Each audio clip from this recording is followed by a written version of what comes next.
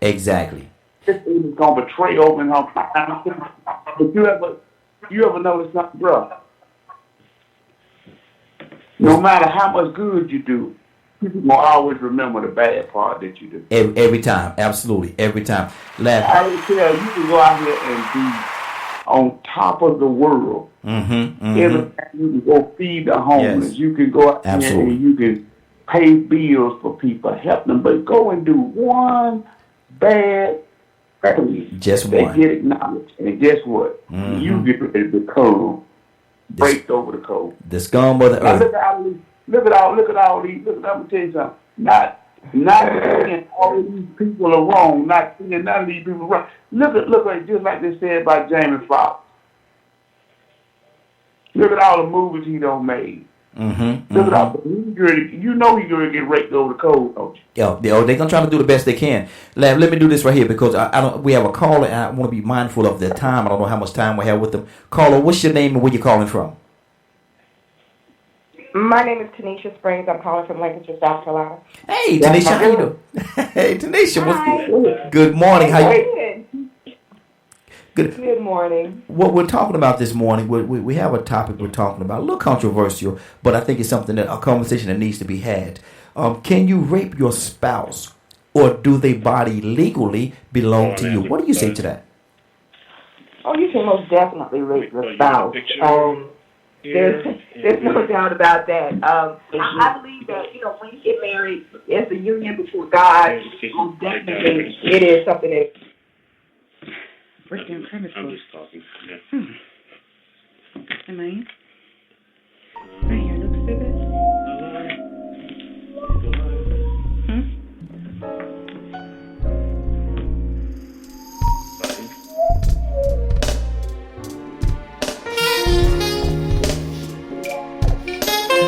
You're live. Just like that? Like that. Here. Hello? We're not on the radio.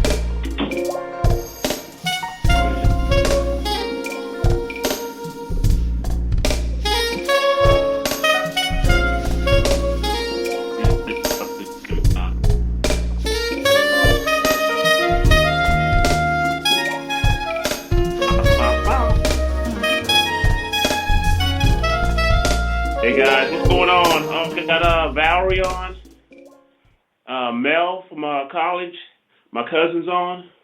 I see. What's going on, people? What's going on? What's going on? This is James Peters.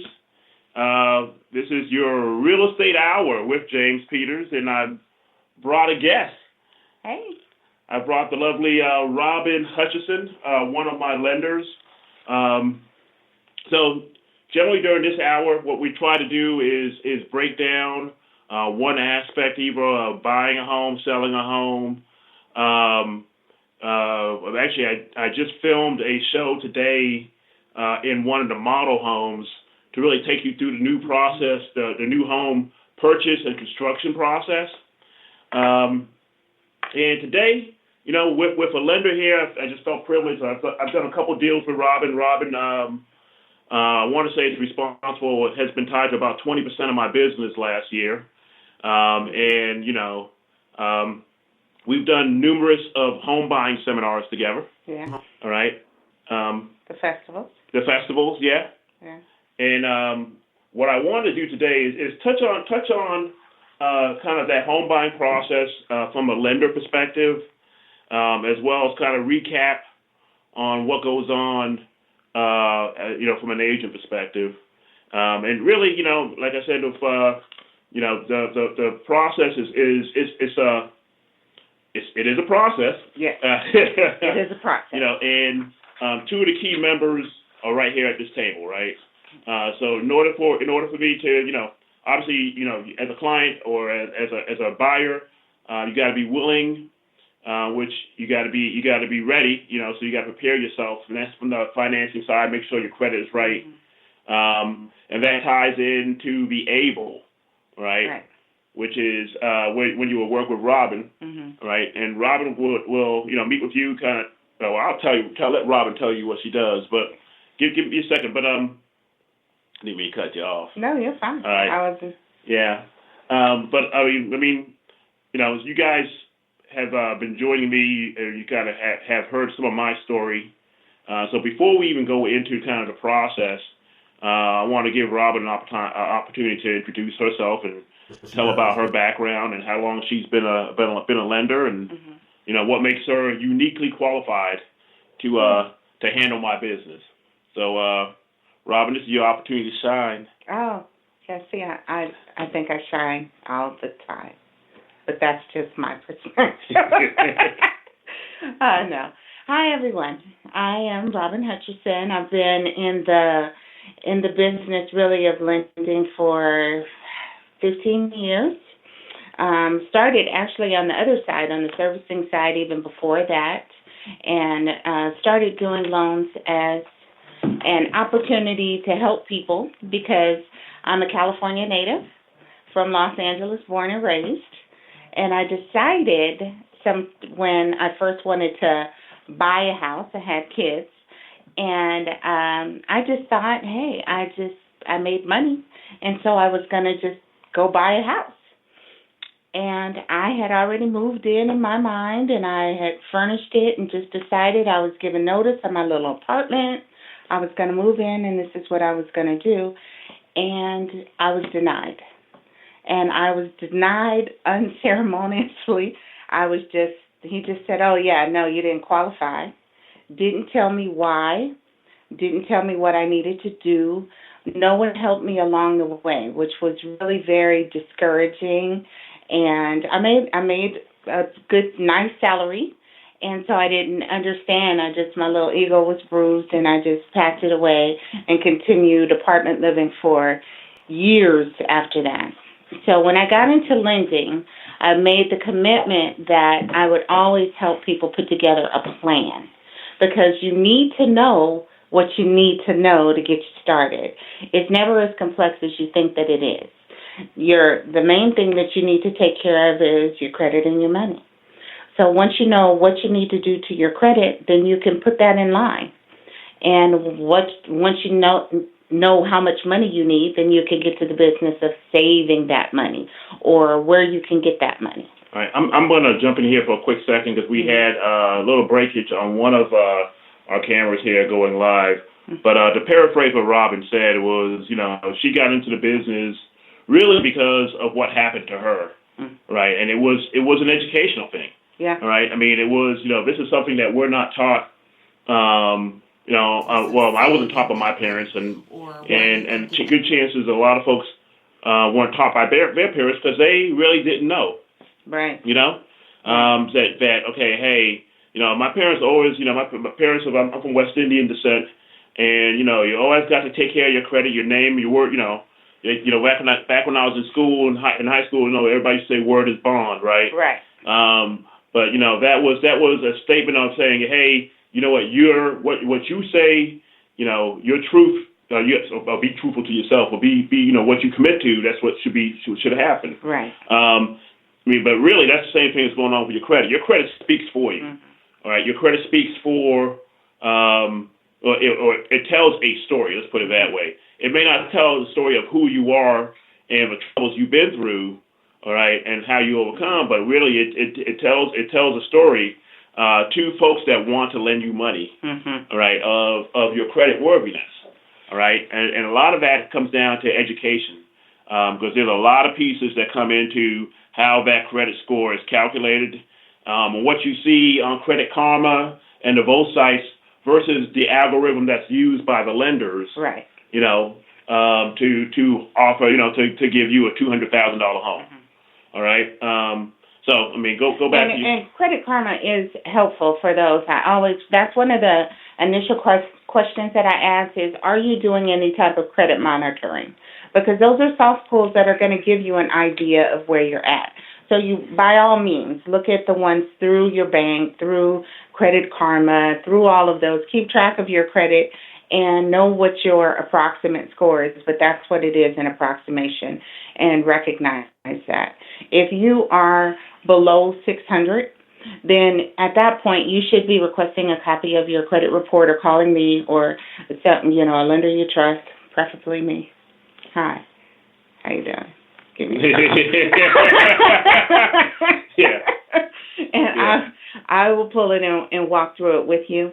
We do have tools, credit analyzers that can go through, and sometimes it's simple things. It may be an old debt that's still reporting. People just say, "Oh, I'm working on my credit and I'm going to pay things off." But if you're randomly, arbitrarily paying things off, it could be something that you don't need to pay off. Mhm. An old debt that you pay off that's no longer reporting against your credit can actually hurt you if you pay that off. So these are the things. These are why you want to talk to a professional lender and really look at your individual situation. A friend or a neighbor, someone that is giving you advice that is not a professional, their situation is not going to be your exact situation. So you really should sit down with a professional, have a conversation, and map out a plan of success to home ownership, and just get on the right track for it. So. Yeah. What surprises me is, I don't think a lot of folks know about the 5 areas that impact your credit, right? Mm-hmm. Whether it's the amount that you owe and the weight that carries, your new credit, your length of credit, credit history, credit mix, and then your payment history, Mm-hmm. right? I mean, so all those are in the mix, and they're not weighted equally. All right. So utilization is important. That's very important. Because it basically what it says is of your lines of credit, what percentage, and it's actually at the individual card level, individual credit level, what percentage of your utilization is there? While you could be 30% overall, but if you're 100% in one card, right, that's gonna weigh against you on how you manage your credit. We'll go back in for those that don't know. You mentioned the 30%. So the key to having a credit card help you instead of hurt you is to keep your balance below 30% of the available balance on that particular card. Not your overall credit of all of your cards together, but on an individual card basis. So you never want to go over 30% of the available balance, and so you can get up there and then you pay it down, and then you can go back up, and that will help you accelerate your credit score quickly. So you want to keep all of your credit cards in that same order. So that is something that will easily help you increase your credit score. Okay. Your payment history is very important as well. Very important. One late payment will drop your score multiple points, drastically. Drastically, yeah. Drastically. Yeah. So you want to maintain that. You want to keep your utilization right. You want balanced. You want to keep your payment history clean. Yeah. Right. So make sure you're making your payments on time. What I suggest is auto pay as much as possible. Yeah. Whether through your bank what I do is I have everything go to a credit card and I pay that credit card off. Yeah. All right. I make sure that it has sufficient balance there that when those items hit, it's not taking me over my 30%. Yeah. All right.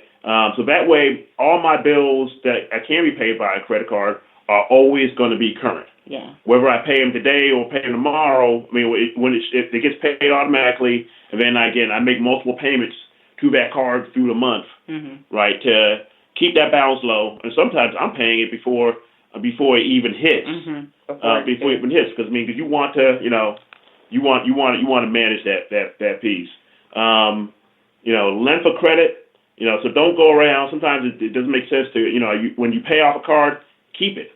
Just, you can cut it up, but you ain't got to cancel it. Don't cancel it. All right? Because they want the age of that credit history. It's under, I'm going to say it's under 4 years on average.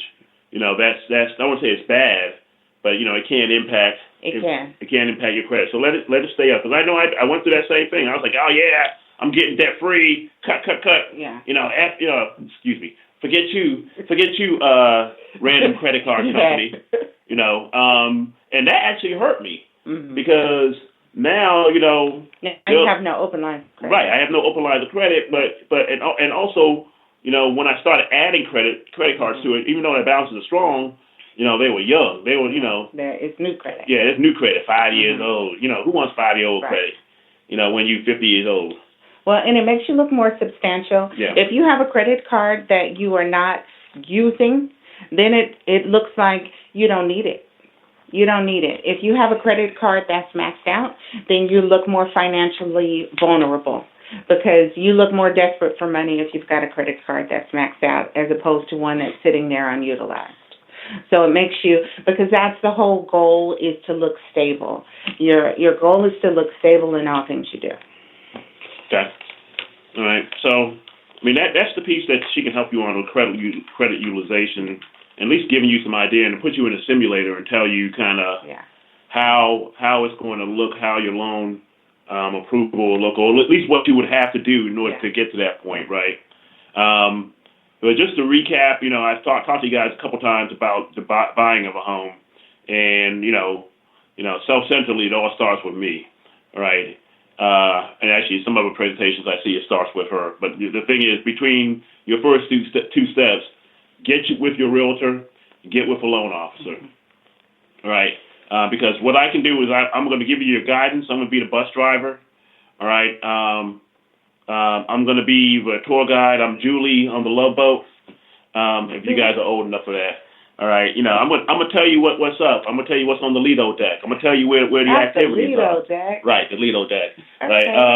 I'm going to give you the path to getting to a home. All right. And one of those stops, the next stop is going to be talking to Robin. Talking to a loan officer that's going to give you the what's what on the process. All right.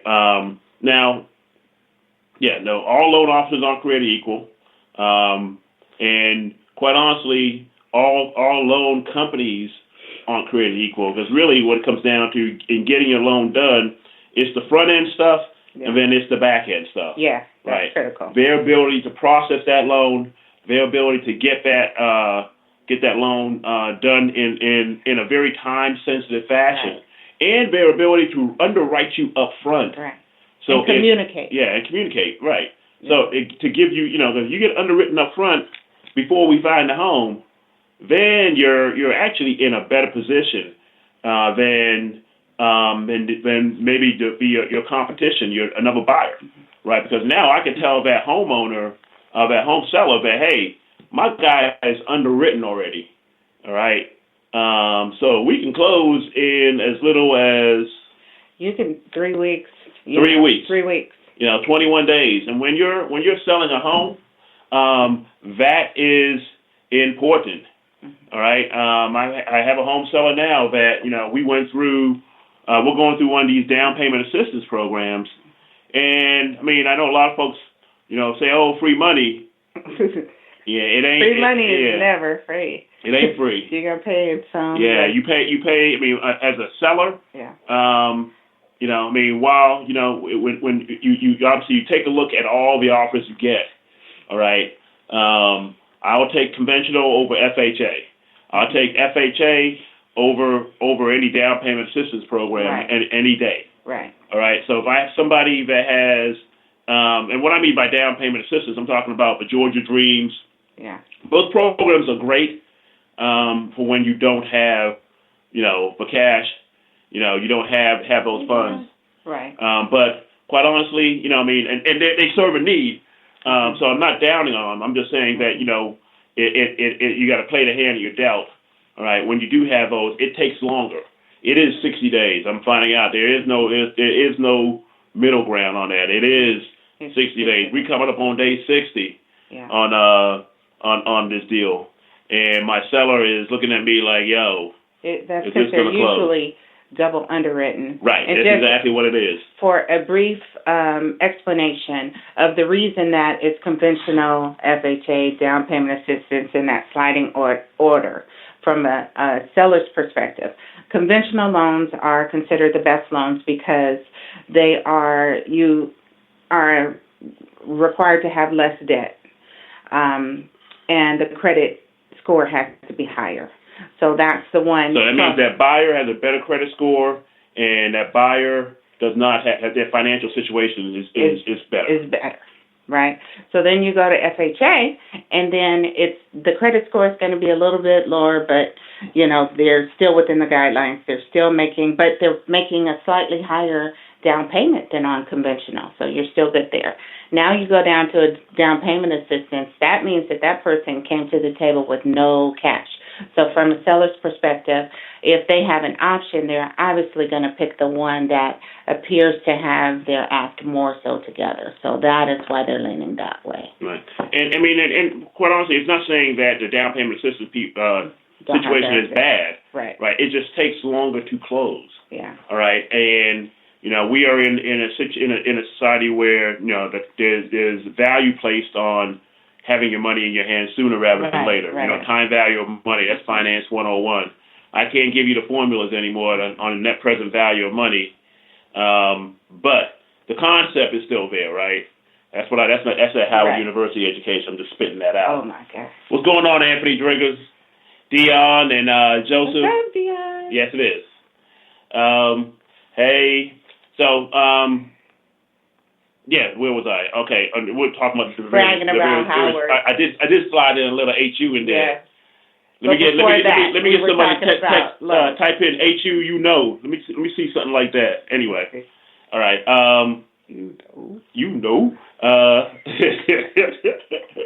But going back to the numbers though, like I say that conventional, the FHA, and we could slide VA in that mix. Hey, I love a VA. I love a VA. Love a VA. I mean, that's a great program. Yeah. If thanks for your service. Yeah. That's a great program for my military brothers and sisters to leverage your VA. And the one thing about a VA, really, it's reusable. Yes. All right. Yeah. I know one person. I have one client that they have a VA and they don't necessarily want to. CAU. I'm sorry. Someone was writing something foreign on my feed here. CAU. I CAU too. I don't get it. See. All right. Sorry. There's a little HBCU love going back and forth here. All right. But like on the VA loan, it's reusable, so you can use it once on your first house, and then you can refinance it off, can't you? You can refinance it. You can refinance it to another VA loan. Right. You can reuse it again. You can, and there's another zero. It's a zero down payment loan. Another zero down payment loan that people sleep on is the USDA loan. Those are wonderful. These are really designed for the outskirts.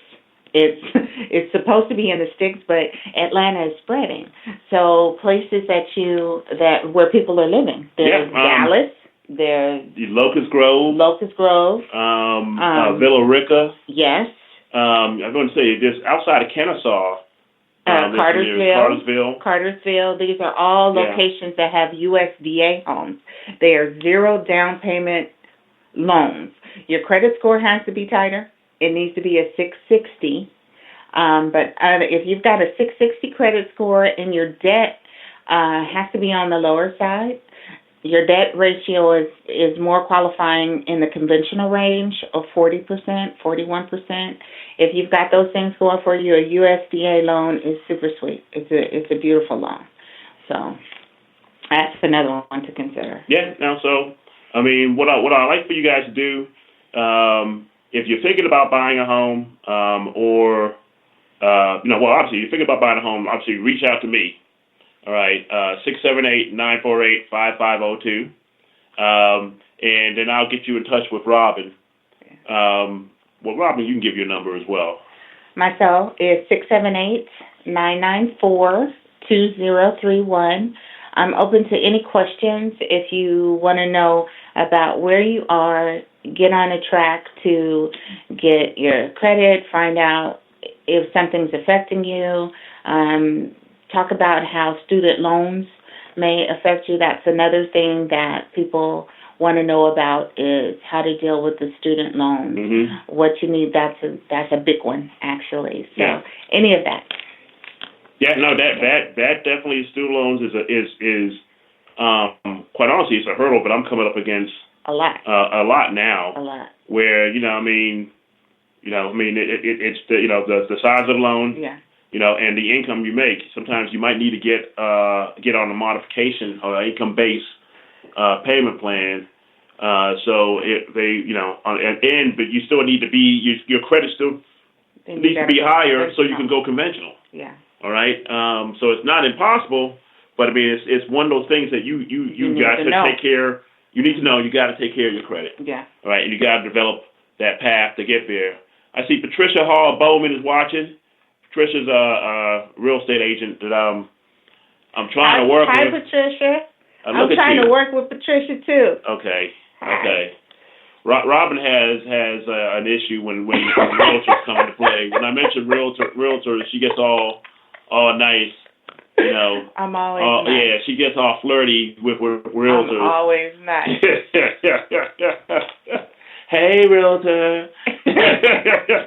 Hey, I want to work with you. I do. Yeah, so I do. I let her carry on, know. Dion, tell Patricia. Tell Patricia I'm nice. Yeah. Let her know. I'm good. All right. So, again, starting off with meet the real estate professional, get pre-approved, and making sure you take care of those hurdles. Yes. But search for the home, all right, and here goes Patricia say hello. Look at that. Yeah, searching for the home. You can find Patricia on my page. You can just sort through her, and you can find her contact info. 678-994-2031 for myself. I'm just going to drop that in there. All right.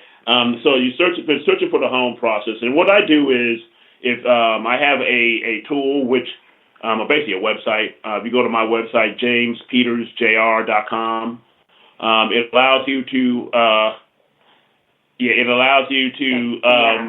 jump in. Hey, this is going to be the Robin Harris show. I mean Robin Hutchinson show. Well, I mean, you've got to guess. Yeah, I do. I'm so happy. It's been all all the time. I'm so happy you could join me. Thank you. I've invited her on 3 different occasions, mind you. 5 minutes before he's about to do the podcast, he's invited me. 3 different invites. 5 minutes before the podcast. All right. So let's get back to searching for homes. Right? Okay. All right. But and quite honestly, what I find in a good realtor-lender relationship, what happens is when you search for homes, you get the opportunity to go back. Because you'll get a pre-approval, but sometimes it's, not conditional, but you're looking at the criteria for that person, right? Mm-hmm. If they may be able to afford a single-family home at $240, but in a townhome at $240 with the HOA, yeah. you may not. She said you're I saw that. Too. Yeah, I got to stop reading. You may not qualify, or it may stretch you financially because of that HOA. Now you're out of zone for your debt to income ratio. Right.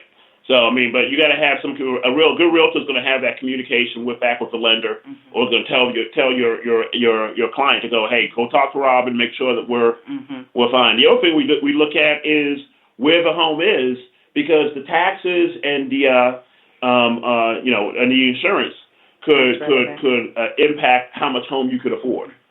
All right. So we're always thinking about those things when we're going out. We're always looking out at kind of what's the ideal situation for the client. How do I want to customize that offer? Does my client have a significant savings? All right, that is going to allow them to pay both the down payment as well as the closing costs. Mm-hmm. All right. As I craft the offer, Robin will probably let me know, hey, you know what? They have plenty of money for down payment. They're fine there. But quite honestly, they may be a little short on closing costs. All right. So that's something that I'll factor into the offer so to make sure that we can get the deal. Mm-hmm. All right. Or actually to make sure they can afford the deal. Mm-hmm. Now, getting the deal is 2 different things, because I'm going to tell you a lot of it depends on the seller side, whether or not they can actually afford to pay closing costs. Right. Right. Are they getting enough proceeds from the sale that they can afford to pay closing costs, or in comparison to the other offers they receive? All right. How is that? Appraise? Yeah. Well, that's on the other side. If you take the price of a home up to bundle in closing costs, what's the impact to the appraisal? Mm-hmm. Will that house appraise? You know, so those are all these moving pieces, right? That that makes the situation can make the situation difficult.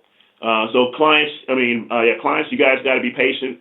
Because quite honestly, the best situation is I have the money for the down payment, right, and I have the money for the closing costs. Mm-hmm. All right, because at least that way you have the option. Whether we ask for closing costs becomes an option, but at least becomes an option to save you money, as opposed to, hey, you can't move forward without it. Right. And just real quickly, sources for that money can be savings, it can be 401k, it can be investments, it can be a gift from a family member. Okay, let's talk about that a little bit. All right, is there any limitations on the amount that can be a gift? No. No? Say that. You want to say that again? No limitations? No. You got that rich uncle, not named James Peters? Yeah. Or Uncle James Peters. No, Uncle James Peters I ain't got you. I ain't got you on that. I ain't got you on the. Actually, I did give a gift one time. I tried. I did give a gift one time. So I help family members out to an extent. Hey, Michelle. Went to high school with Michelle. Michelle OG at the CDC. All right. Yeah, I'm sorry. I thought I was supposed not to say that. Amy, how you doing? Remember Amy? One of my clients, or maybe you weren't the lender. Never mind. Hey. He's always cheating on me with different lenders. Anyway, Amy's in Florida right now. Hey, Amy. And Jimmy is actually Jason. He's Jimmy's juke joint. Yeah, he's my cousin out in North Carolina. Hey, all right. Big supporter of the show. All right. Where was I? You were talking about money that you won't sources. Share. Money sources. That's what I was talking about. Money sources. So the gift. So that's definitely eligible. Your 401k. Mm-hmm. All right. And people sometimes I hear, well, I don't want to borrow against my 401k. I don't want to take money out of my 401k. But think about what your 401k is. Your 401k is an investment in your future, and isn't your house the exact same thing? So it's really just moving it from one bucket where you're investing in yourself to another bucket where you're investing in yourself.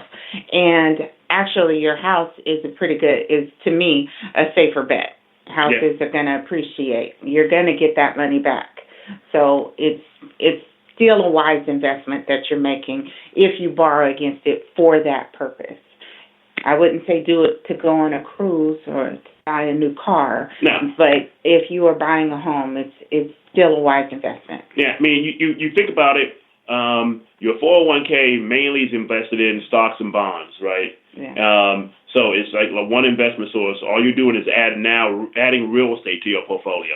There you go. All right. And real estate, like she mentioned, they're not building any more land. Period. All right. They're not building any more land. So real estate is one of those things where it's an investment based off scarcity. All right. For scarcer, that more develop the area, obviously the condition of the area, location, but you'll find a good piece of real estate. You get it at market value. It goes up over time. Mm-hmm. Now it goes down, but generally it goes up over time. So don't get into real estate. If you're buying for a longer term horizon, i.e., I'm buying my personal home, I plan on staying there 5 to 10 years. All right, that's the right reason to buy real estate. Right, and where you can move your money from your 401k into that investment that is equally as stable, actually more stable than the stock market. Right. The stock market fluctuates on a weekly basis or a daily basis. All right, I bought in Atlanta real estate in 2016. I bought a townhome in the Vinings area. Vinings is a very nice area. All right, and the reason why I bought over there, because even though the prices were higher, my belief was that that side of town is going to take, if a recession happened and the market dropped, that side of town is going to be less impacted than other sides of Atlanta. True. All right. 3 years later, let's fast forward I guess it's almost 4 years later. Coming March, it'll be 4 years. All right. The latest home sold in my subdivision, my little community, is at $260. took it from, that's basically almost a $45,000 improvement on price, and that's just the appreciation of my investment, right? So, I mean, when you think about it, I took about $8,000. I invested $8,000 into the house. All right. On that $8,000, now we've made $45,000. All right. Portion of that $8,000 was actually down payment and not the closing costs. So really, it's now I owe less than $190 on the house. All right. So $190 minus $260. That's $70,000. Right. All right. I mean, those are real numbers. I mean, that's $70,000 in 3 years. And part of it was me making my payments, so it was equity. Right. All right. Paying that off, right? But the rest of it is the appreciation. Don't mean I can give out no loans. I'm just gonna tell you that because it's the money's in my house. All right. But when I sell that house, when I'm ready to sell that house, I can get to assuming the market is right, I'll get to be able to remove that equity. Right. And then I can do the whole thing over again. Right. All right. I could put $10,000, my original $10,000, back into a new property. All right. Put the what I'll probably net 60. Actually, I'm an agent. I'll get the commission, but I'll net 60. Right. About that 60 goes into my bank account. All right, and that becomes before anybody gets any good morning texts. I'm joking. Before when I wake up in the morning, and you check I check my financial status when I wake up in the morning. I look at Mint.com. That's a good tool for you guys to have. Excellent tool. All right, I look at Mint.com and I look at my net worth.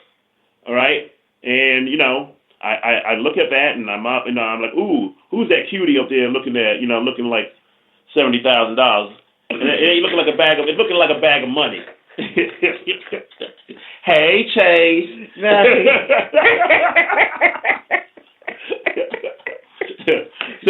But the idea is it's a process that's recyclable. Jumping into real estate, it is. I know everybody who jumps in and thinks. I have a lot of clients that buy that first home and they're like, oh my God, I'm going to live in here forever. Right. The reality is you're probably not. All right. The average person lives in a home about 7 years. All right. And the situation changes. Your kids that were 14 now he's 21. He's at school. All right. So when he's at school, you're looking at your house like, yo, okay, what do I need all these rooms for? If you got more than one kid, then you're like, okay, you got junior. Other one is 15, 16. He's going to work and he ain't paying you no mind. Unless you have the kids that go local to, say, Georgia State, and then they're still in your house. Yeah, but either situation, sometimes it might be time for you to downsize to create less of an opportunity for them to come back. All right? I'm moving. I don't know where you're going. Where you going? How you like that dog? How that dog food tastes? All right. Yeah, I'm going down to a 2-2. All right, so, Or if you're, now that speaks to, because like you, so I've been in my house for 15 years. So I'm one that I've stayed in my house. So I've survived the crash of 2008. Yeah, 2000. Well, when did you move in? Right before that. 2000? No. Let's see. My son was born in 2003. So 2004. You said you have a son that was born in 2003? Yeah. I'm young. Surprise. So I have a son. Very young. Okay. And I have a son that was born in 2003. 2003. And I'm so 1903. We're gonna pause for the paramedic. Okay, back on track. Anyway. All right, I'm sorry. So guys. in 2008, the market, and I bought my house for $189,900, which was a steal at the time.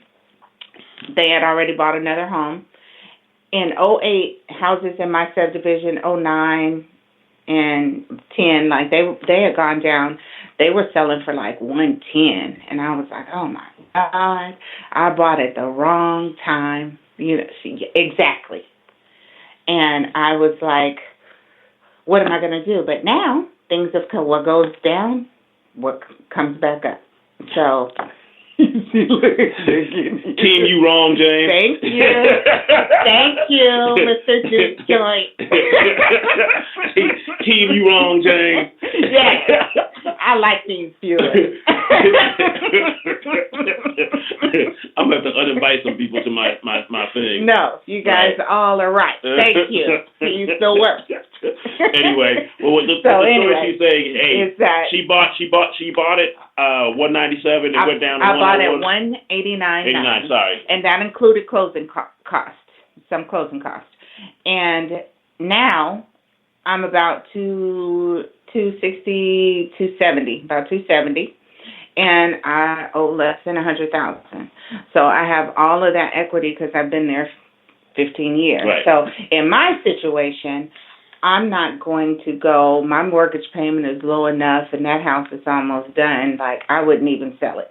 I'll just go somewhere else and get another one because it doesn't even make sense at this point. If I ever get my kids to move, then I will just rent it out and just let it finish paying for itself because I'm at the point where it's going to quickly accelerate and pay itself off because I've passed that 15-year threshold where it starts to do that. Yeah, and in her case, really, quite honestly, that she could pay that off. She could have that sitting really as almost like savings. Yeah. Right. So when the opportunity comes to her to get a new property, she doesn't necessarily have to use that. But again, you can invest that. You can rent it out. You can use it as a tool, or you can use one of your favorite realtors to help you cash out. And put a little money in your pocket. Yes, one of your favorite realtors that have turned you on to multiple other realtors and have allowed you to eat well in this business. I wonder who that is. Thank you, James. We're just going to take a pause right here just to let that. Yeah. Thank you, James. There you go. But no, I like working with Robin. But I mean, those are two personal situations where you can use real estate as an asset, and it becomes a tool for during this process. It's one of the reasons why leveraging your 401k, if you're a new buyer, you create opportunities for yourself by doing that. Yeah. All right. The other thing is, I mean, in all this process, and eventually we'll get to where, the closing portion of this. You as a new buyer, you are going to feel uncomfortable. You are going to feel like, oh my God, what am I doing? All right, because if this is the first time you bought a home, this is the first time you've made that investment. I mean, that is a natural, that is a understandable feeling. Mm-hmm. All right, but keep in mind that many people have gone through this before you. All right, there are a lot of folks that own homes, so these feelings aren't new. Right. It's a new experience for you. All right, but I mean, I like to tell my clients that growth is on the other side of that uncomfortableness. All right, when you start off with a new process, you start off in a new job, you start off trying to do a new tactic, whether it's running, whether it's starting a business. All right, you're entering into the world of the unknown. All right, and you need to feel, you need to just take some stock into that this is a commonplace feeling. I get my words out. This is a commonplace feeling that you're going to have, right? But embrace it, get used to it, because once you go through it, that's usually where the opportunity is. When I started my real estate business, when I started my window covering business, when I started new jobs, you walk in there feeling like, okay, I don't know what's going on. Right. I don't know how these people are going to take to me, And you really almost have to put your head down and be like, okay, I'm not going to worry about it, right? I mean, I'm not the first one to start a new job. I'm not the first one to buy a house. I'm not the first one to buy that investment property. Right. All right. The fact is, I just want to make sure that I have someone to help me guide me through this process. All right. And that someone may not be your cousin that bought a house. Please don't let them be your cousin. In 1903. Right. All right. That someone may it's probably not going to be, that great grandma that, someone that bought a house before. Because, quite honestly, if you bought a house in 2008, that the market is so much different today than it was back then. Right. All right. So that someone should be someone that that is in the market daily. All right. That has the experience day in, day out of purchasing homes, of selling homes, of positioning homes, for sale, and is comfortable with, and basically it has a network. Because, part of it is the relationship you have with the other realtors, that you develop with the other realtors, the relationship you have with other lenders, and, making sure that you're positioned correctly. All right, so let me recap, because I know we just kind of ran over. How much time do we have left? All right, wow.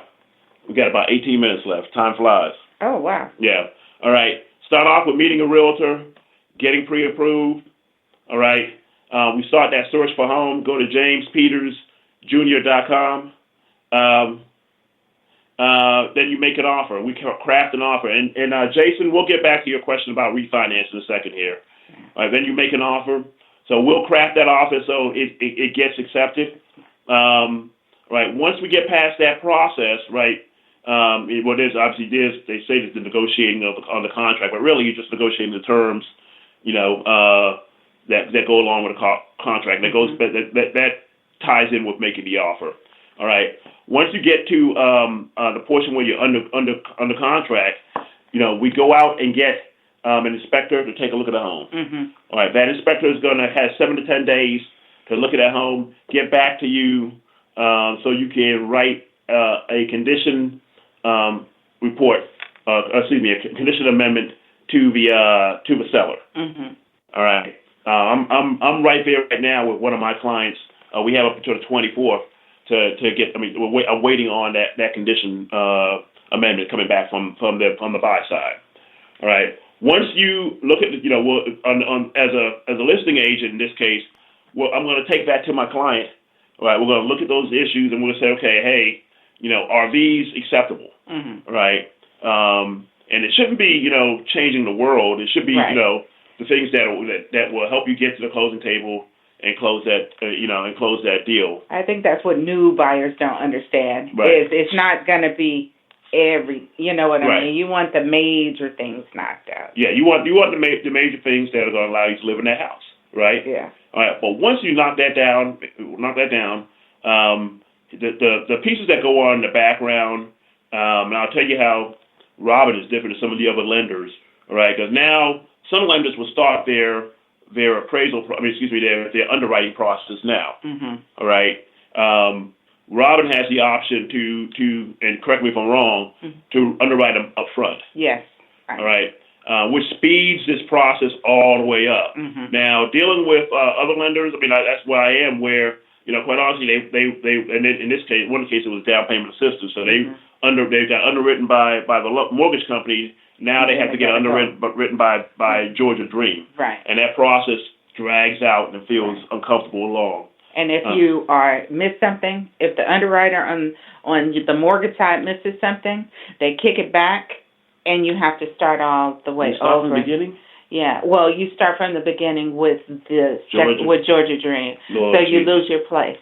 So they send it, they correct whatever they wanted, and then you got to go back. Okay. Yeah. Sorry if I visibly took to the body punch. Yeah. But yeah, I guess you got to go all the way back. But that's why we like FHA, we like conventional, we like USDA, we like VA more so than down payment assistance, right?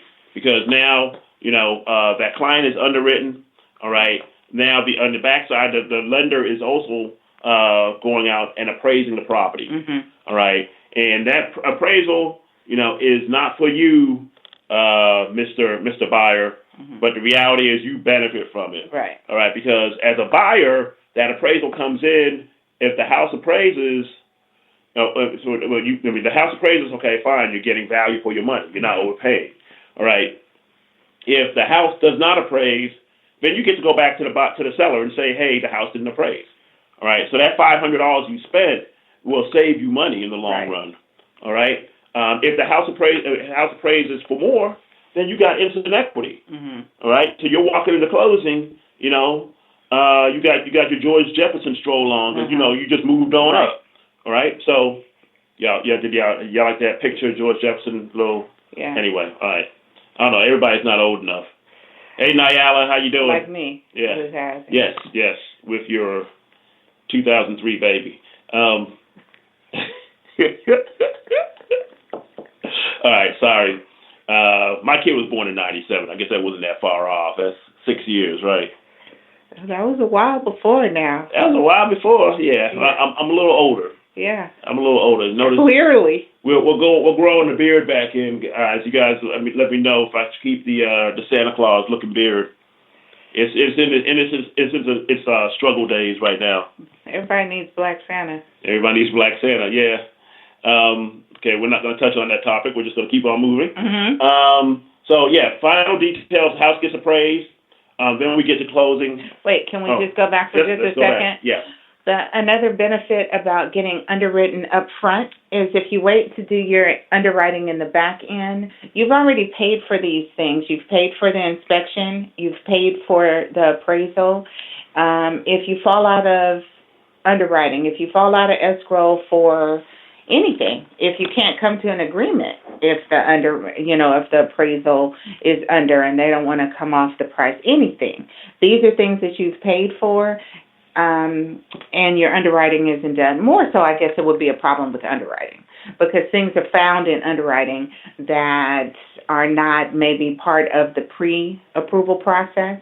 So you get all of that out of the way before you pay this money for an inspection and an appraisal. Yeah. Okay. So it saves you money in that respect. Yeah, it does, and it improves your speed to market. It improves your speed to closing. Yeah. I had a situation, actually, she jumped on there a second ago, where quite honestly, my buyer came in from out of town. Oh, actually, my buyer got a new job here in Atlanta.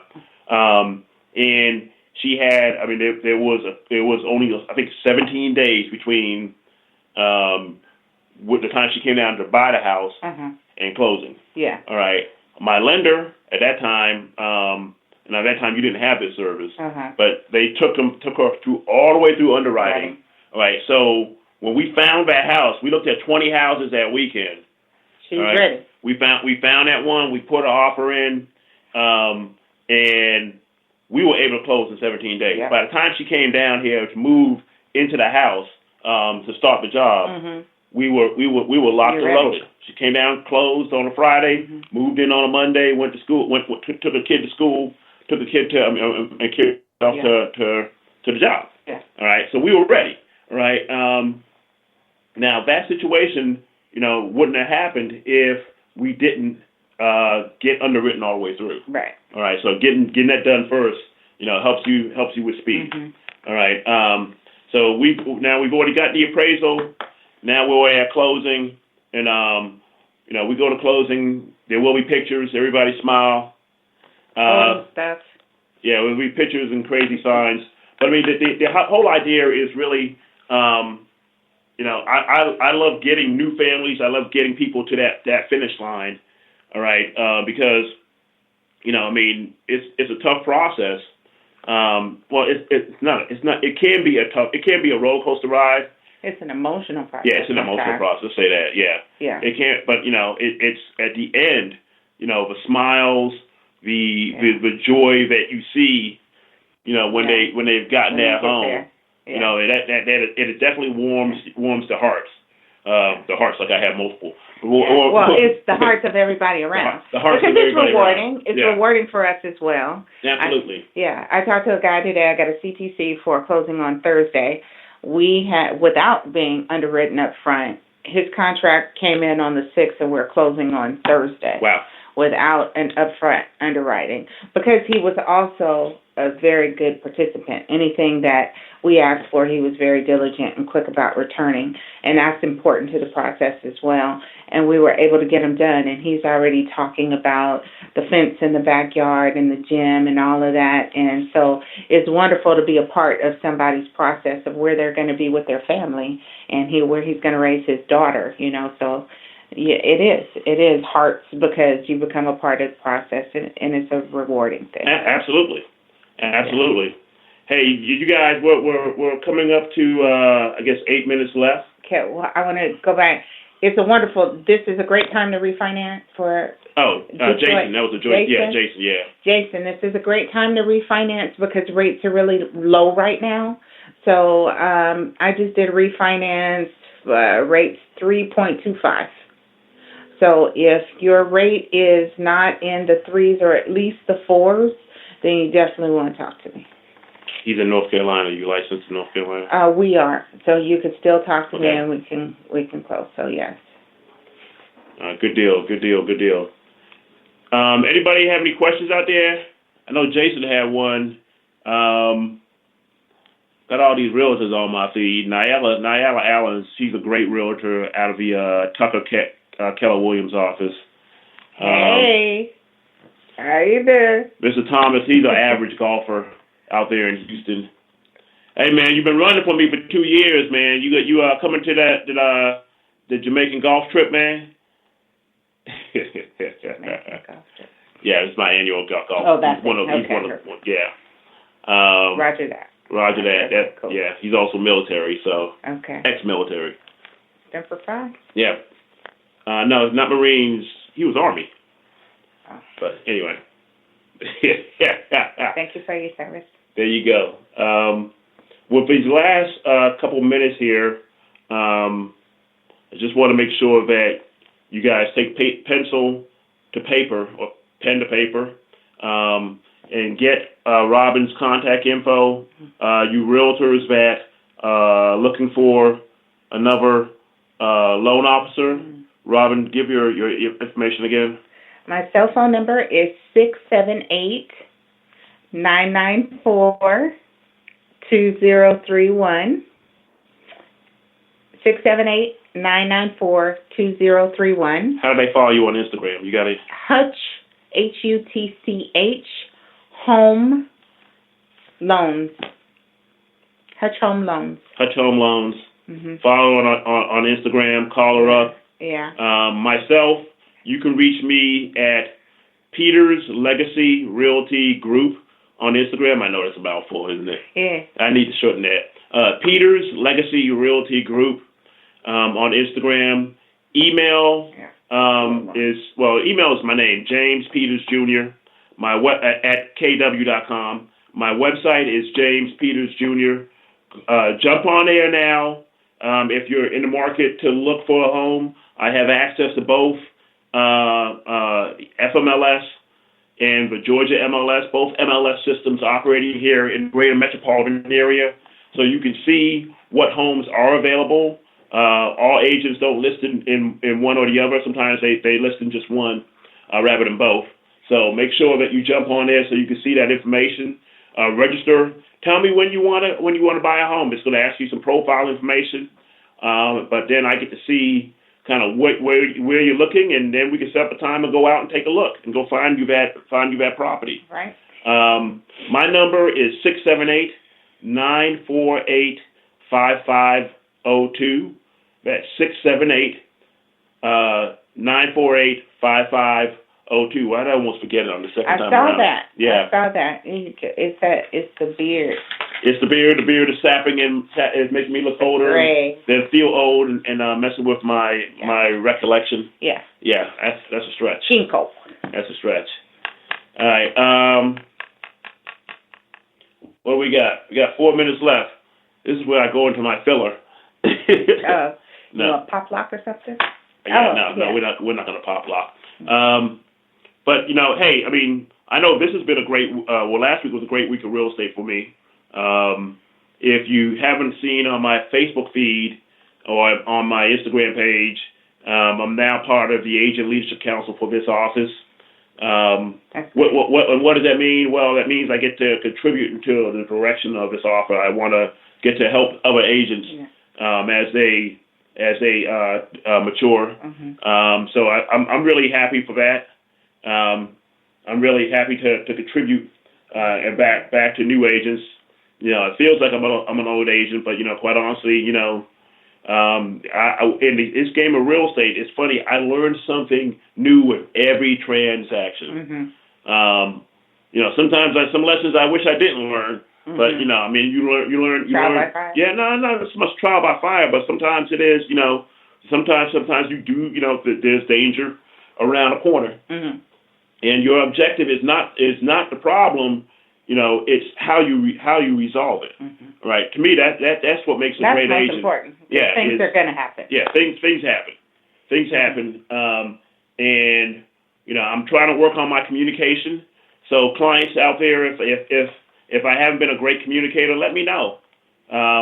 You know, I'm growing in that regard, and I want to make sure that I handle each situation right. And because, you know, I mean, in this business, you deal with so many personalities. Yes. All right. You know, not everybody can deal with my half introvert, half extrovert tendencies. You know, sometimes I'm reclusive, sometimes I'm not. What's that? Okay. What do you think about Family LLC for real estate? I like it. Okay. Let's talk about that offline, Jason. And thank you, Dion. Okay, great. So yeah, See? all right. Let's talk about that offline because I think that's a great idea. Yeah.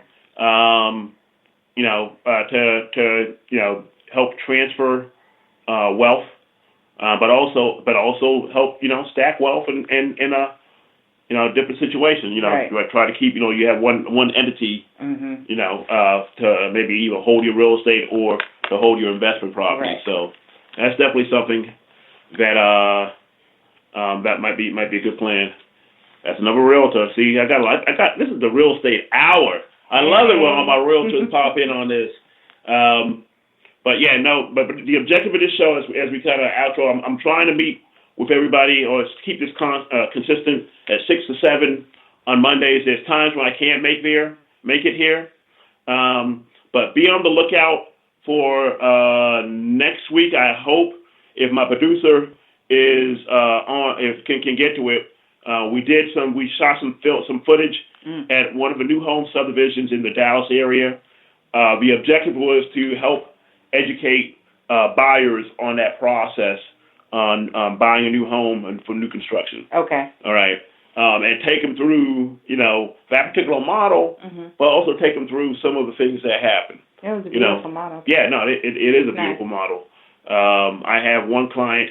I have one client. I think that closed in that type of home, and another one. One is closing next month, and hopefully we may have a third one in that community soon. Nice. All right. But I think that's it. Terrence, thanks for jumping in. Sorry you're late. You can recap all this. I'm gonna probably do a couple watch parties to share this information with folks, and you know, please give me some feedback. I guess we're going over. Yeah, please give me some feedback, and hopefully we continue to have good content, and I can bring on good guests. Like Robin. Robin's my first guest on this show. Oh. She's my first guest on the show. I had to act I'll like go 5 down times. in history. Yeah. I'll go down in history. No. Well, actually, she's my first guest to appear on the show. My first guest really was this morning when I taped my other show. So you number 2.